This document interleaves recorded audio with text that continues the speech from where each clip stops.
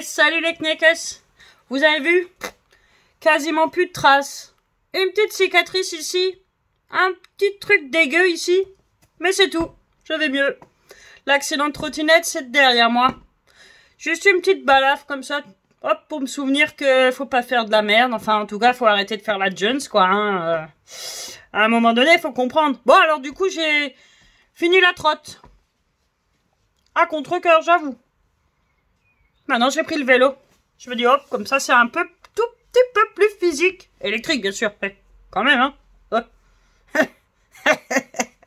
On va pas troquer une trottinette électrique non plus contre un vélo, hein. Normal. Non, surtout pas. Faudrait pas que je me mette à fondre d'un coup, dis donc. Surtout pas. Donc voilà, sujet trottinette fini. On n'en parle plus. Pour le moment.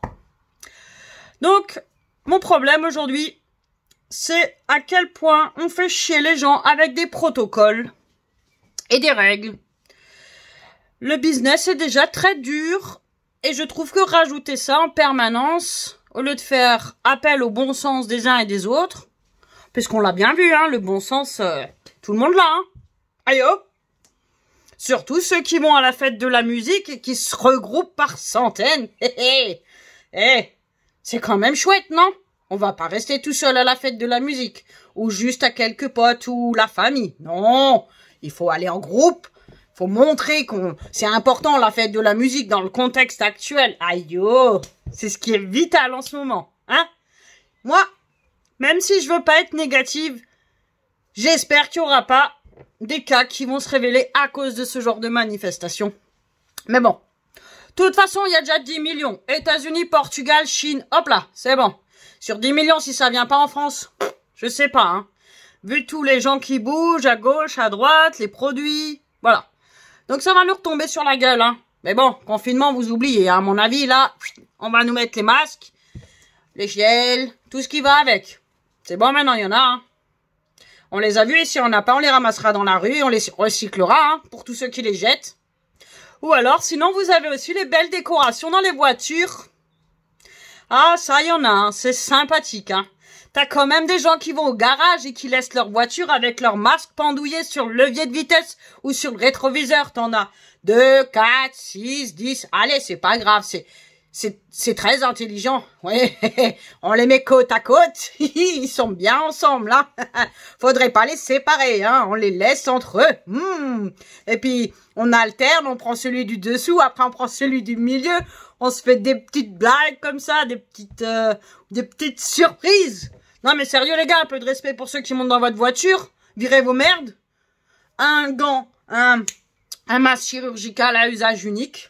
Qu'est-ce que ça veut donc dire, usage unique? Ah mais ils ont dit on peut le garder 2 heures. Ah non, 4. 4 heures. Eh mais 4 heures. Si tu prends par 10 minutes ou 2 minutes quand je vais juste chercher les clopes ou la baguette, moi je peux le mettre plein de fois. Voire même presque toute l'année, hein.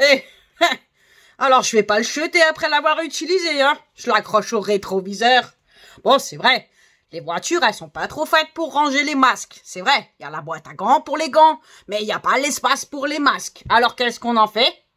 On l'accroche au rétroviseur, c'est stylé. C'est comme ceux qui se le trimballent en barbe bleue.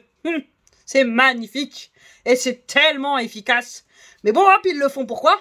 Comme ça, quand tu vas quelque part, on dit, hey, masque obligatoire. Peu importe s'il est bon ton masque ou pas. L'essentiel, c'est qu'il soit obligatoire et que tout le monde le mette. Hein? Voilà. Ça, c'est le plus important. Alors, c'est vrai. Ceux qui le portent, au moins, ils crachent plus sur le visage des autres. Ah, ça, moi, j'apprécie, hein. Oh, depuis, moi, je suis bien, hein. Garder les distances. Si tu pues, tu restes loin. C'est génial. Je jubile tellement, je suis trop heureuse. Voilà. Donc, ça, c'est chouette. Mais bon, à un moment donné, comme d'hab, le bon sens, il est toujours pas là.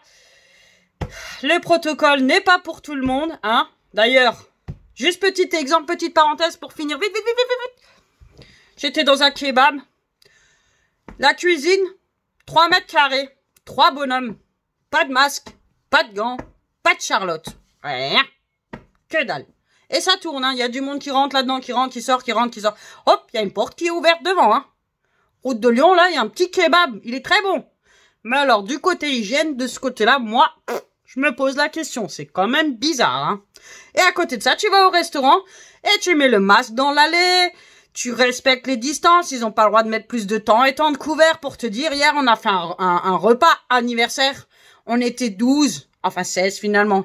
Hein? Eh ben, qu'est-ce qu'ils ont fait? Ils ont mis 2 tables de 8. Voilà. Ils sont obligés de respecter ces règles. Mais par contre, dans d'autres endroits, protocole, pas protocole, on s'en fout. C'est pas grave. Les règles, elles sont bonnes pour les autres, mais pas pour moi. Voilà. Moi, je suis au-dessus. C'est comme ça. C'est le français. Il ne peut pas se priver de quelque chose. C'est un droit. C'est mon droit d'être en groupe. C'est mon droit. Non, non, non, c'est pas ton droit. Du moment que t'empiètes sur la liberté de l'autre, c'est plus ton droit. Hein? Alors, fuck ton droit maintenant, hein? Arrête de faire chier et fais un peu attention aux autres. Ta gueule, arrête d'être égoïste. Allez, schmutz!